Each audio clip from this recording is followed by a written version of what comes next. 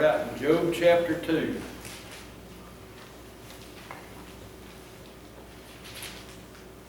We know the story of Job and how God had blessed him, and then the devil came and before God and said, well, you build a hedge around him. He's always going to be what you want. And God allowed him to test Job, and we see the things that have happened to Job as he lost all of his worldly, earthly goods and his family, and was even stricken with the sickness that he had, the boils from the top of his head to the bottom of his feet, and all those things that come about because of that. And I want to begin reading in chapter 2, verse 11. We see all those things happening, and Job's wife has come out and said, Job, won't you just curse God and die? You know, all the things going on against him. Won't you just curse God and die? And Job rebuked her. And now in verse 11 we find his friends there. It says, now when Job's 3 friends heard of all this evil that was come upon him, they came every one from his own place. Eliphaz the Temanite, Bildad the Shuhite, and Zophar the Nathanathite, for they had made an appointment together to come to mourn with him and to comfort him. And when they lifted up their eyes afar off and knew him not, they lifted up their voice and wept. And they rent every one his mantle and sprinkled dust upon their heads toward heaven. And so they sat down with him upon the ground 7 days and 7 nights, and none spake a word unto him, for they saw that his grief was very great. And after this opened Job his mouth and cursed his day. And Job spake and said, let the day perish wherein I was born, and the night in which it was said, there is a man-child conceived. Let that day be darkness. Let not God regard it from above, neither let the light shine upon it. Let darkness and the shadow of death stain it. Let a cloud dwell upon it. Let the blackness of the day terrify it. As we begin to think about where Job's at here, I want to ask you this morning if you've ever had a bad day, or a bad week, or a bad month, or a bad year. You know, sometimes those things just seem to keep going, don't they? We have times that come against us. Job here was having a hard time in his life as he had lost his family, as we said, and lost his earthly goods, and then had the sickness come upon him. He was having a lot of troubles come against him. And when his friends came to him, when they came here to meet with him, it says they didn't even recognize him as they came upon him. And that bothered them, you know, and they began to mourn. And that they sat down with him for 7 days and 7 nights and never said a word. You know, sometimes as we go to comfort someone, we really don't know what to say, do we? You know, I know I'm speaking personally when I go through a line at the funeral home, or somebody's in the hospital sick, or things of this nature. I really don't know what to say.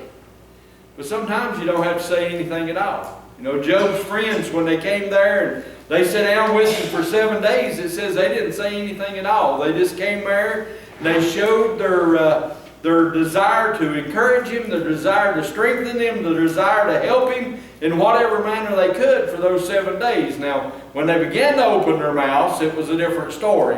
But for those 7 days, they were a great encouragement to Job, just sitting there and just helping him through those few days there in his life. And we need to do the same thing for each other. There's times in our lives when we just need to come up along each other and maybe put our arm on each other's shoulders and not necessarily say a word. Just let everybody know that we're there for them. You know, we're here if you need us, whatever it may be. Because we each have those times in our life just like Job. They may not be to the extreme of Job, and I hope none of us ever face that extreme that Job faced. But sometimes we do feel like Job. We kind of feel like, boy, I wish I'd have never even been born. You ever felt that way? I have to be honest, I have. Boy, I wish I'd have never even been born. Things would have been so much better, things would have been so much easier that if it just all went away. We feel that way because of all the things that are going on in the world that we live. You know, that prayer request list that we had earlier, it was long this morning. A lot of those concerns were because of the concerns that come about us in this world because of sin. We have sickness and heartache and troubles and chaos and dangers and all those different things that are about in the world that we live, because it's no longer a perfect world.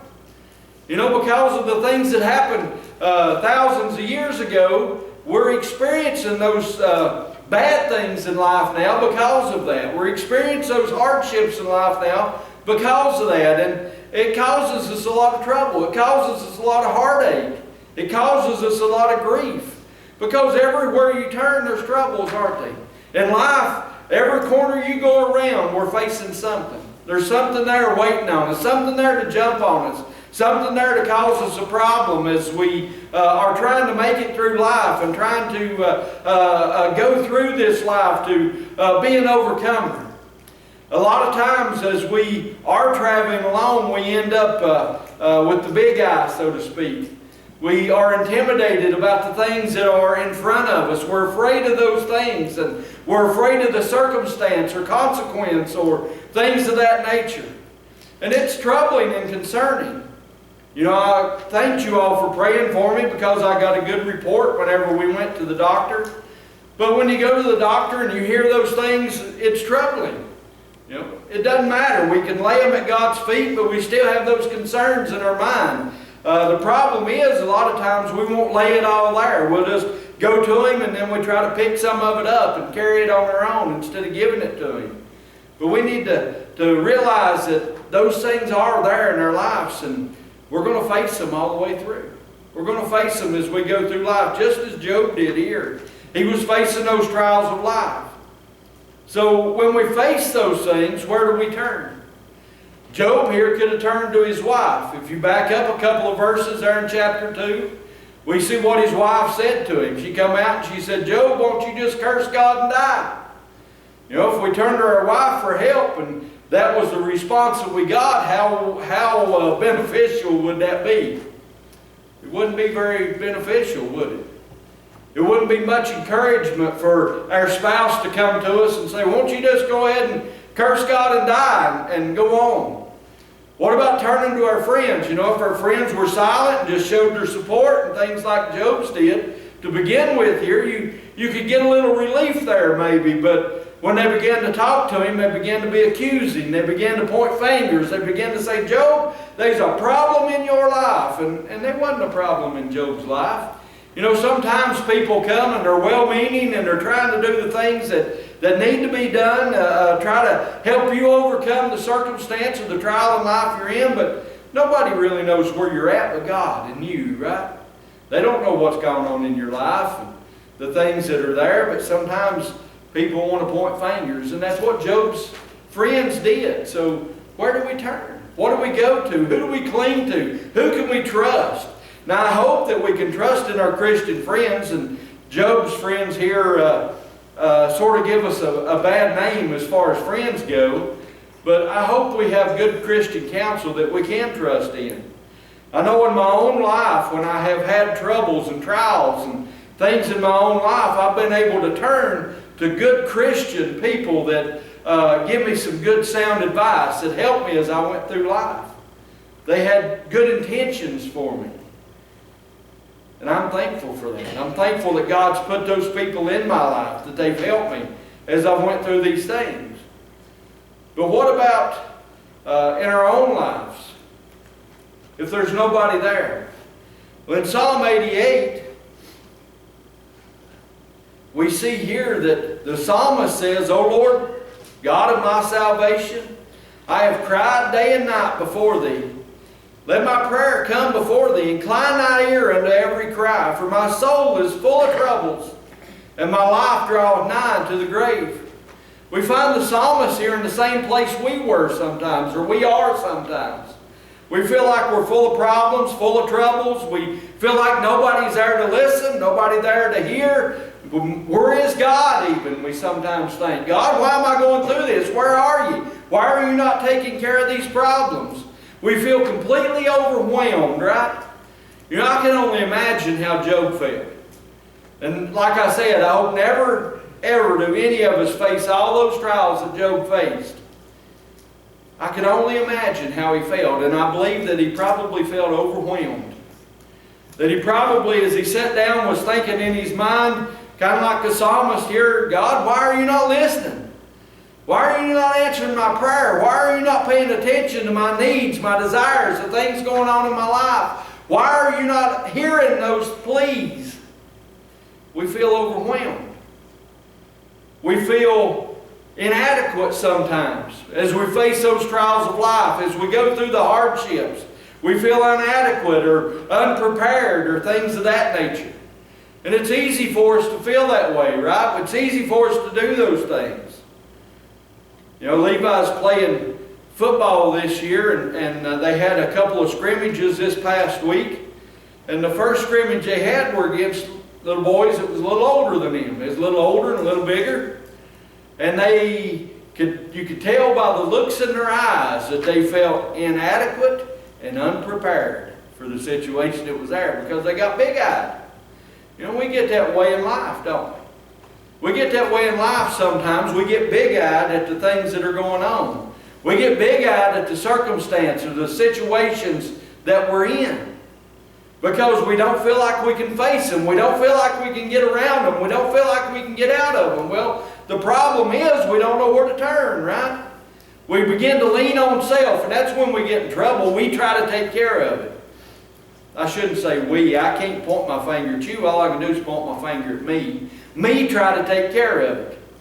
Me try to do things on my own sometimes, and I forget where my strength is. I forget where that power comes from.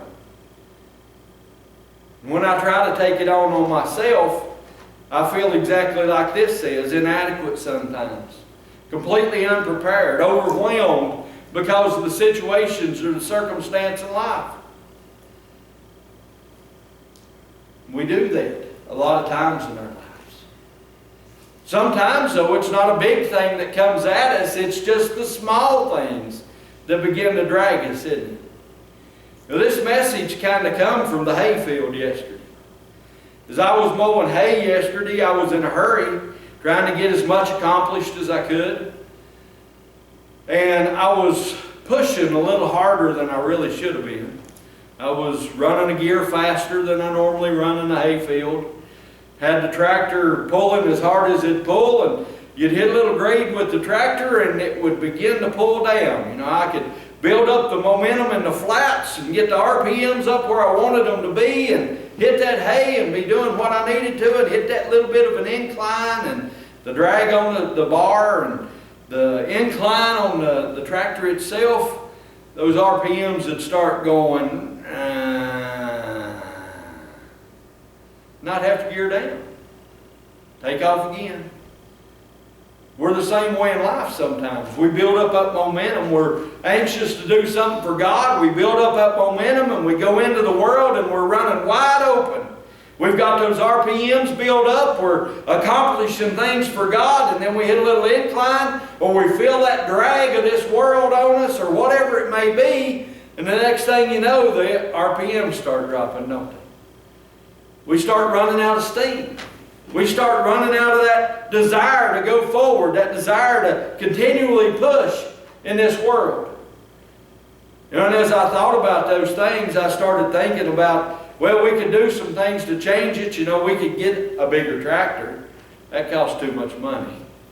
So that's not an appropriate idea there. What was appropriate was gear down. And that's what I done. You know, sometimes we try to outrun God, don't we?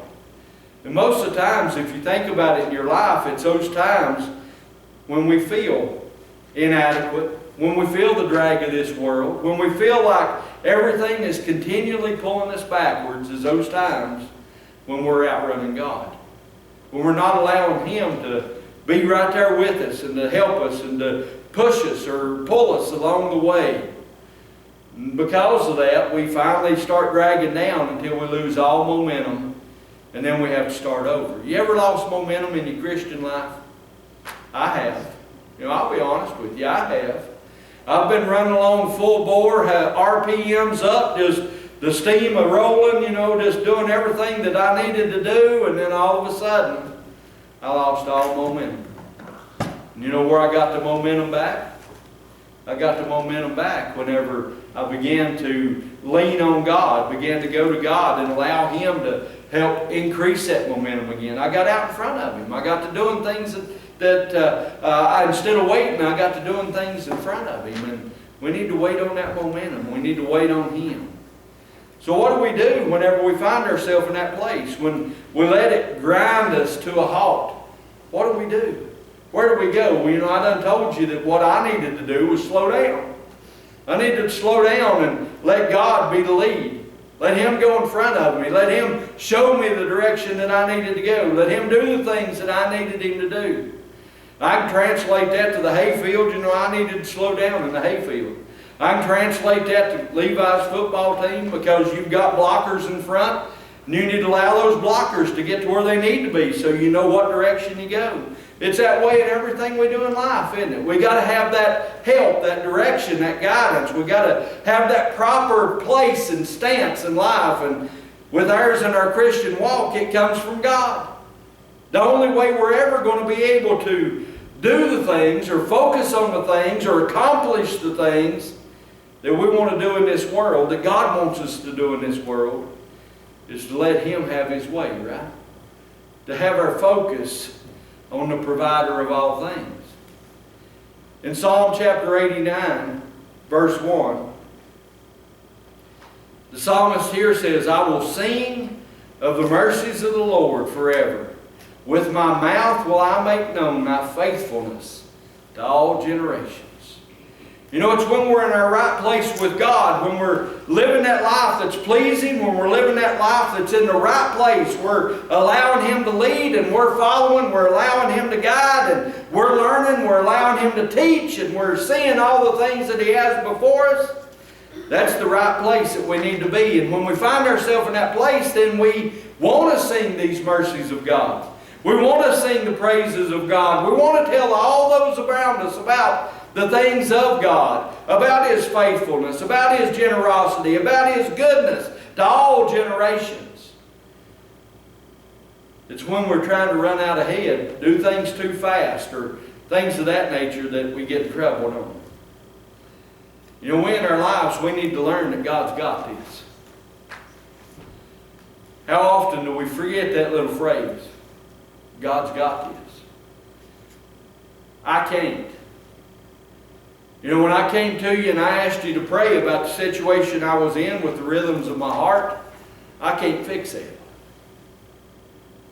I can't fix it. I don't have those abilities. Do I think the doctors have those abilities? I think God's given them knowledge to help with those things. Do I think they can fix it? I think they can help it. But I know God can fix it. There's a difference. I have great faith that God can fix it. And I can't. And yet I find myself in so much trouble because at different times I feel like I can fix it. I can do what's needed. I can take care of that problem. And in those times of trial and struggle and those times that go on at that moment, that's when I lose all momentum. That's when I find myself struggling because I put one little word there that shouldn't have been. I never should have put I in that sentence. I should have put God can. God can handle this. God can fix this. God can take care of this, instead of I can. Because when I get to that I can part, I begin to pull down. The psalmist here said, I'll praise and sing mercies to the Lord for everything that He's done. What has He done in your life? What has He done in your own life that you can sing those praises of God to? Where are those times in your life when you pull down? When you face those hardships or those trials or those obstacles in life that have knocked the momentum right out of you?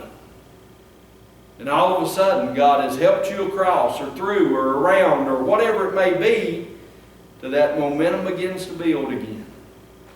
What are those times in your own life?